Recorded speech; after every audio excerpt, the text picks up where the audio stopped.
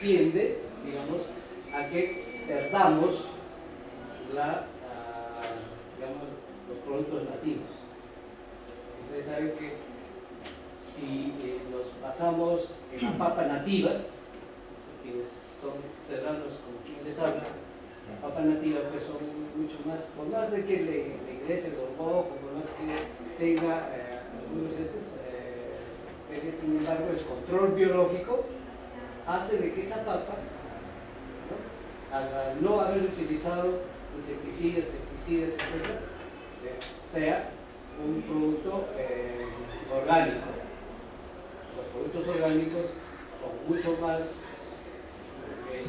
mucho más beneficiosos para la salud que los productos transgénicos. Por lo menos esa es la conclusión que dice. Entonces, ¿a qué es lo que les quiero llevar? Si bien es cierto que nosotros hemos sufrido 10 años, estamos hablando del 2012 al 2022, prácticamente esa moratoria ya. Pero por otro lado ya tenemos nosotros avances, investigaciones sobre los productos transgénicos. Y cuando hablamos de planificación de largo plazo, pues tenemos que ver qué va a pasar, ¿no? Si bien es cierto, estamos en el 2013, ¿qué pasará? O sea, tenemos que hacernos preguntas. ¿Qué pasará cuando llegamos al 2022 o llegamos al 2050? ¿Qué pasará, por un lado, con nuestros productos orgánicos?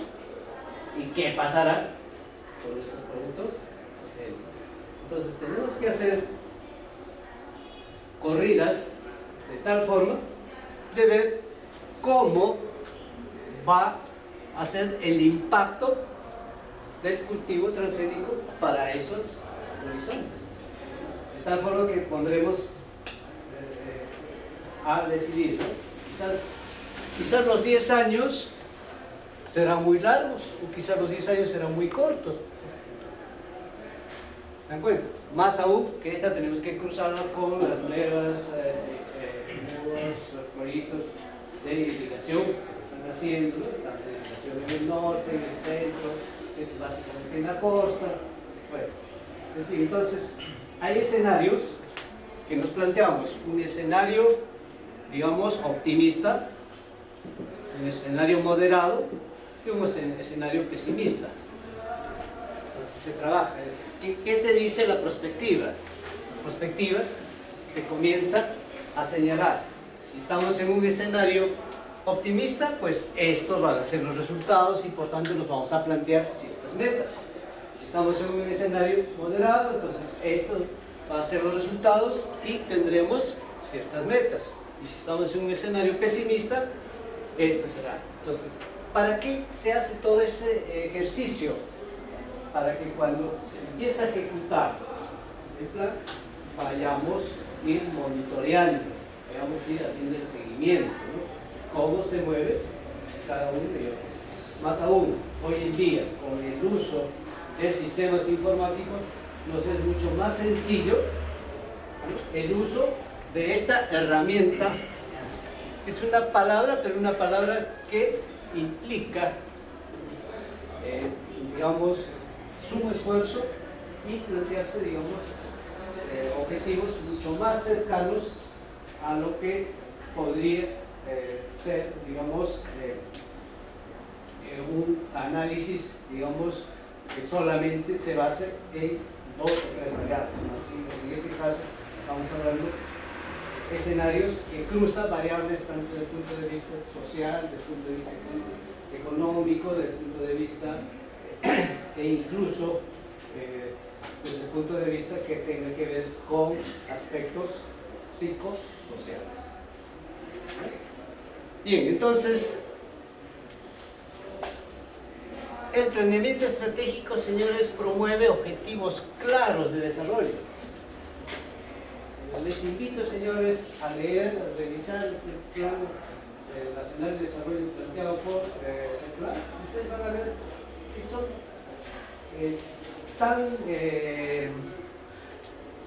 claros en su exposición de que nos indica muy, digamos, previsoriamente qué es lo que queremos.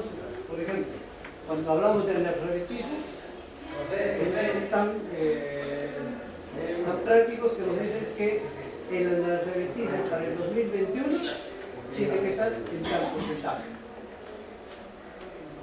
siempre y cuando se cumplen tales acciones. Además, permite articular la visión y los objetivos de desarrollo nacional de largo plazo con los planes de corto y mediano plazo. ¿Cuáles son los planes de mediano plazo? A 5 años, pero ¿cómo se denomina esos planes de mediano plazo? Los planes estratégicos. ¿Y cuáles son los planes de corto plazo? Los planes operativos. Entonces, miren cómo esta palabrita, solamente esta palabrita nos puede llevar a toda una conversación de toda una mañana. La perspectiva que muy poco lo utilizamos, incluso debiéramos utilizarlo personalmente, hacer nosotros nuestro análisis prospectivo. En otras palabras, es un plan de vida. De acá a 5 años, ¿cómo quisieras estar? ¿A 10 años? ¿Qué? ¿A 20 años? ¿Cómo? Hagan un análisis ustedes y piensen en qué situación deben de encontrarse de acá a cierto periodo. Si son jóvenes, más aún. Si son jóvenes, seguirán siendo menospreciar, seguirán siendo solamente asistentes, seguirán siendo solamente auxiliares, o tendrás que para entonces plantearte quizás estar como un ejecutivo, como un funcionario, ¿no? O si eres empresario, solamente seguirás siendo una pequeña empresa, microempresa, o pensarás ya tener tus redes, o quizás utilizar ya tus franquicias, como algunos, no sé si ustedes se han percatado, algunos que se dedican a la gastronomía, ¿no? Han iniciado con pequeños restaurantes. Sin embargo, hoy en día su metodología, su forma de presentar sus productos gastronómicos, pues esa lo están beneficiando y están aperturando no solamente locales acá en Lima, sino también saliendo a provincias y algunos incluso saliendo al exterior. ¿Gracias a qué? Si le preguntamos a ellos ¿cuál es su visión o qué pretende de acá a 5 o 10 años? Y claro, ustedes siéntanse un poco a analizar algunas entrevistas que plantean algunos programas empresariales en nuestro país que todavía son rescatables en comparación con otros programas. Analicen, vean, observen cómo responden estos empresarios a las preguntas que les realizan los panelistas correspondientes, ¿no? A esos emprendedores que se llaman. Estos emprendedores, quieras o no, directa o indirectamente, señores, están utilizando esta herramienta. ¿Qué es la prospectiva? La prospectiva no es otra cosa de fijarse escenarios anticipados a la realidad futura. Ese es el ejercicio. Y plantearte en 3 escenarios, de tal forma de que tú vas monitoreando, ¿no? Pasó de acá 1 año, de lo que te has prefijado operativamente, o sea, para el corto plazo, ¿qué has cumplido? ¿No? Si tú indicaste de que en este año 2013, una de tus acciones va a ser, ¿qué vas a hacer? Un diplomado. Bien, terminó el año, cumpliste con realizar tu diplomado, lo hiciste, realizaste, cristalizaste esa meta, y a cada 5 años tener por lo menos una maestría. Terminó los 5 años, realizaste tu maestría, ejecutaste tu maestría, y a cada 5 años quiero tener un puesto para no solamente estar remunerativamente, sino profesionalmente satisfecho. ¿Lograste tener ese puesto? ¿Lograste cambiarte de área de trabajo para que te muestres profesionalmente satisfecho con lo que estás haciendo? O sea, si somos profesionales, pues hagamos profesionales por vocación, no por ocasión. O sea, si nosotros hemos estudiado tal o cual carrera, pues esa carrera tenemos que, seguramente tenemos estudiado porque nos gusta, nos satisface desempeñarnos como tal. A no ser que tu padre te haya obligado a que tú sigas la carrera de él, ¿no? Es otra cosa.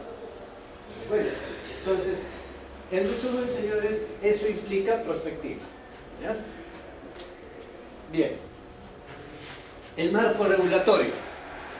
Antes, estamos hablando hasta los 90, que existió el Instituto Nacional de Planificación, institución que me honro en haber trabajado en ella. La planificación era por programa. Planificación, ahí teníamos el programa de educación, el programa de transportes, el programa, incluso la inversión era central en sectores. De ahí que hasta ahora todavía seguimos nosotros manejando muchas cosas por sectores. ¿Por qué nace la palabra pliego? ¿Qué significa pliego? Miren, les cuento acá una anécdota. Antes nosotros, para hacer nuestro programa de inversión, estoy hablando antes del 90, estoy hablando en la década del 80, en la década que quizás algunos décadas ni siquiera había computadoras, ni siquiera había calculadoras, había solamente máquinas computadoras que eran con tantas vueltas y por tanto cuando nosotros teníamos que hacer nuestro programa de inversión, por ejemplo, había esos papelotes. ¿Ya lo conocen? ¿Sí? Esos papelotes en blanco. Ahí teníamos que nosotros, la máquina de escribir, pues esas máquinas planilleras, de planilla, pues dicen planilleras, ahí teníamos que escribir nuestros programas de inversión. Por eso le llamamos a ese pliego. Cuando era de pliego, o sea, del ministerio, ese pliego, cuando era ella, pues teníamos que llenar pues toda esa hoja, claro, ¿no? Por eso ahí ya nace el famoso pliego. Entonces, ¿qué les quiero decir? En resumen, señores, antes del 90, la planificación, ¿no?, era, si bien es cierto, por objetivos, por programas, por sectores. Sin embargo, estas fundamentalmente eran para la inversión pública. Y cuando les hablo de inversión pública, básicamente era para los proyectos. Y cuando hablamos de proyectos, básicamente era para las obras. Casi toda nuestra programación era hacer tal o cual obra porque va a tener tal o cual impacto. O tal o cual proyecto porque va a tener tal impacto. Y eso teníamos que relacionarlo a lo que implica manejo presupuestario. O sea, cuánto le vamos a asignar de presupuesto. Esa es básicamente la planificación. Sin embargo, para entonces, pues, desde el 60 se empezó a tener los planes de desarrollo con sus variantes, ¿no? Quizás algunos de ustedes pueden recordar que estuvo el Plan Inca, el Plan Tupac Amaru, el Plan Nacional de Desarrollo, que llegamos hasta fines del 90. Repito, que hasta entonces funcionó el Instituto Nacional de Planificación y paralelo a ello, a todo lo que son normas de administración pública, funcionó el INAH, el Instituto Nacional de Administración Pública, que emitía las normas correspondientes al manejo administrativo, ¿no?, del sector público, y lo que era correspondiente a planificación era el Instituto Nacional de Planificación, y la parte de presupuesto, manejo presupuestal, el Ministerio de Economía y Finanzas. Así se manejó hasta entonces. Y cada uno de ellos regulaba sus instrumentos correspondientes. Ahora, ¿qué pasa? El sistema es regido por el decreto legislativo 1088, que es la ley del Sistema Nacional de Planeamiento Estratégico y del Centro Nacional de Planeamiento Estratégico. O sea, con este decreto legislativo, que fue dado el 2008, en 2008 salió un conjunto de decretos legislativos, entre ellos la 1017, entre ellos la 1017 es de las contrataciones públicas, la 1018 que es de la Central de Compras Públicas, la 1057 que es de los CAS, ¿no?, entre otros, la 1088 que es sobre planeamiento estratégico, y acá ya le da un mayor nivel al centro de estratégico de planeamiento, ese plan. ¿Ya?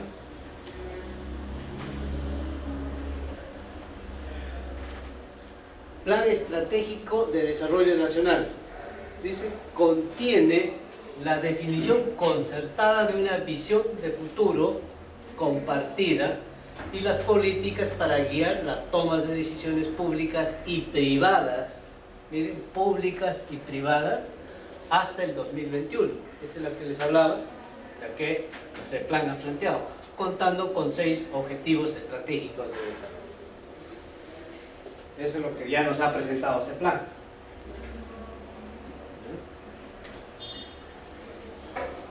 ¿Cuáles son esos ejes estratégicos?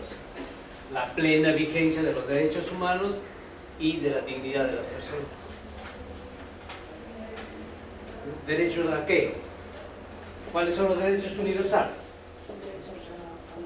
Derecho al trabajo, derecho a la educación, derecho a la salud. Esos son derechos universales. ¿No? Igualdad de oportunidades y acceso a los servicios. ¿Para qué se crean los programas sociales? ¿Cuáles son los objetivos de los programas sociales? ¿Por qué creen ustedes que ahora el gobierno está creando más, está creando Guarma, creando pensión de 25, ha reforzado juntos, beca 18, etc.? ¿Cuál es el objetivo de estos programas sociales? Propender la igualdad, pero más que la igualdad, el acceso a los servicios, ¿no?, universales. El acceso a salud. Por ejemplo, el programa Juntos. No te dan esa subvención, ese subsidio, como se llame, si es que la beneficiaria no ha cumplido con llevar a su hijo a que sea vacunado, que tenga su educación. Bueno, o el señor no le da el tipo de no cumple ciertas condiciones. ¿Qué es lo que se quiere? Un Estado eficiente y descentralizado. O sea, que todo no esté tan limpio. sino que servicios tengan también similares a nuestros compatriotas de provincias. Y eficiente, ¿por qué? Que no basta con darlo, no hay que darlo bien, hay que darlo oportunamente.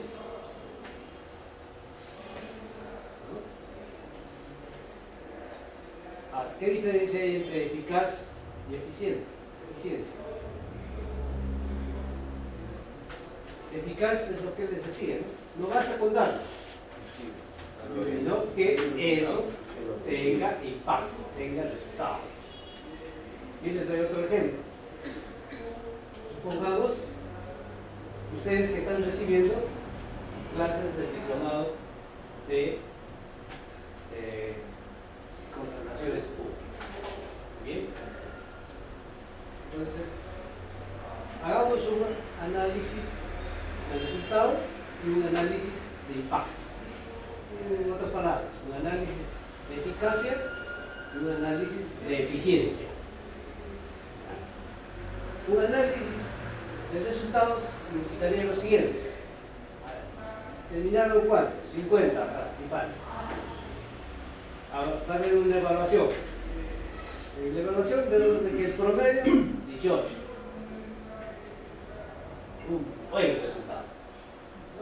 Todos respondieron satisfactoriamente, más de que la institución les digo que son 14 para el promedio y ya superaron, ¿no? Muchos superaron y hasta 18. Eso quiere decir que algunos 20, ¿no? Un poco más sacan 21. Buen resultado. Pero el análisis de impacto, ¿qué va a significar? Veamos a ver. El señor vino de tal o cual entidad, recibió su diplomado y ello cómo repercutió en la institución o en las funciones que está desarrollando en su entidad. ¿Habrá mejorado? ¿Habrá empeorado? ¿Seguirá igual? Entonces, ese es el impacto que tuvo la capacitación que recibió él, pero para con su entidad o las funciones que está desarrollando. Y eso lo vamos a medir ni bien termina, no, eso vamos a medirlo en el decurso de la capacitación y después, o sea, post capacitado. Tendrá un buen impacto si vemos pues de que actualmente está desarrollando ciertos procesos quizás engorrosos, quizás tediosos, quizás, pero vemos de que su resultado y el impacto ha mejorado, o las funciones que está desarrollando han mejorado, entonces podemos decir de que fue eficiente. Entonces, cuando hablamos de un estado eficiente, quiere decir que no basta, señores, con un crecimiento. ¿No? Además de ese crecimiento, es que hemos logrado el acceso, por ejemplo, de servicios de mayor población vulnerable. Bueno, eso implica, digamos, el eje estratégico de desarrollo. Y además, tener una economía competitiva con alto empleo y productividad. Si nosotros vemos al departamento cercano acá a Lima, Ica, nos dice que estamos casi en pleno empleo. Si ustedes han visitado, van a escuchar Ica, como por la agroindustria, nos encontramos con un buen nivel de empleo. Es raro ver a jóvenes desempleados, es raro ver. Sin embargo, ese empleo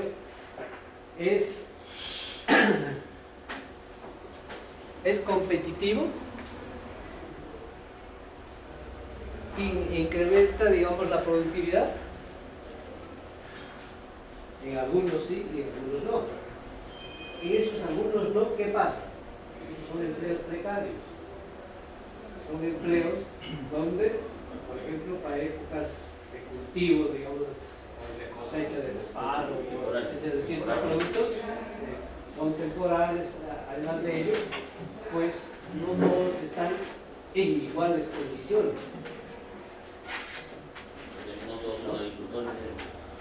Claro, supongamos que es del mismo grupo, del mismo sector, esos no todos están en iguales condiciones. Hay grupos donde, por ejemplo, no te dan para que te cubras el calor. Más aún, hoy en día estamos con una radiación solar significativa, ¿no?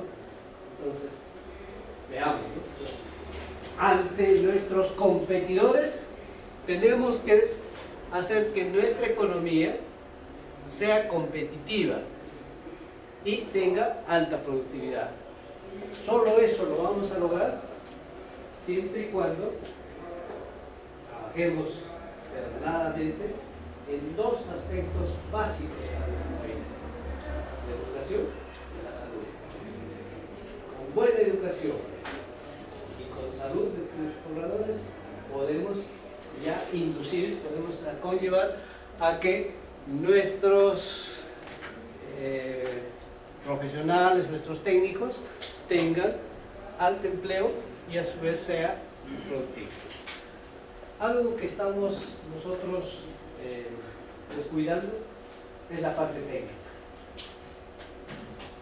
Es la parte técnica, aunque nos parezca mentira, ¿no? Tecnológica. Parte técnica. Muchos nos estamos sesgando a la parte profesional. Muchos lo estamos cerrando, ¿no? O sea, si bien es cierto, profesionalmente te puedes sentir más satisfecho, etcétera, ¿no? Pero sin embargo nos estamos descuidando de la parte técnica, tecnológica, que está conmigo. ¿Qué quiere decir la parte tecnológica? Por ejemplo, ¿no? Si analizamos, por ejemplo, acá este grupo, levante la mano, ¿cuántos de ustedes tienen licencia de conducir? 1, 2, 3, 4, 5, 7, 10. ¿Cuántos estamos? 50. Ustedes dirán, pero el señor está loco, ¿por qué nos pregunta de licencia de conducir? Es básico.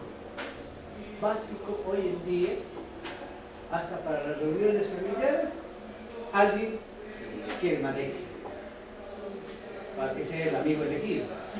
Y no tengamos los problemas, ¿no?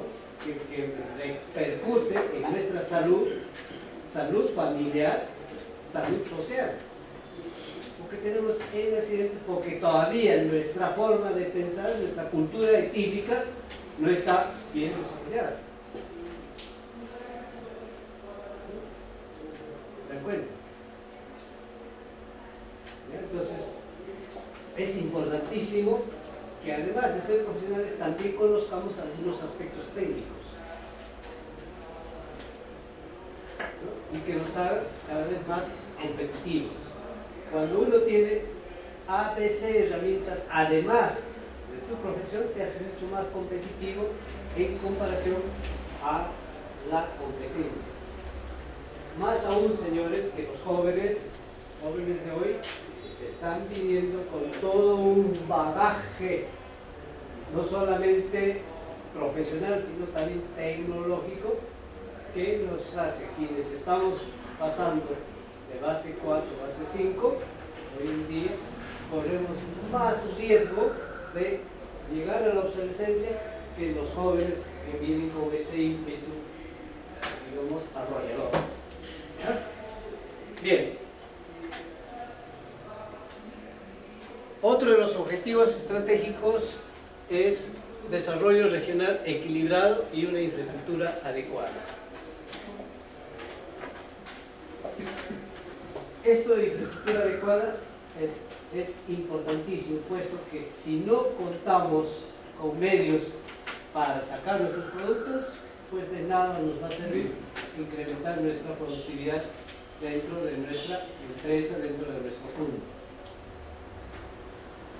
Y ahí creo que sí se ha tenido en cuenta ello, o se está poniendo énfasis, de tal forma de que acabo de leer en los medios de que se está ya por licitar lo que es la carretera transversal de todo lo que es la sierra.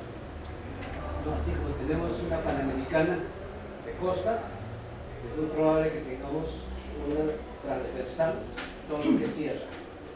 ¿Sí? Y para la parte de selva se está planteando lo que viene a ser el uso ferroviario, ¿no? Ojalá que se cristalice estas obras, ¿no? Claro que estamos hablando pues de cada mínimo 5 años, pero ya no es tanto como antes se pensaba, ¿no? Por ejemplo, yo desde que tengo uso de razón escuchaba el teleférico para Machu Picchu. Desde que tengo uso de razón. Sin embargo, ya parece que se va a hacer realidad. El teleférico de Machu Picchu se va a hacer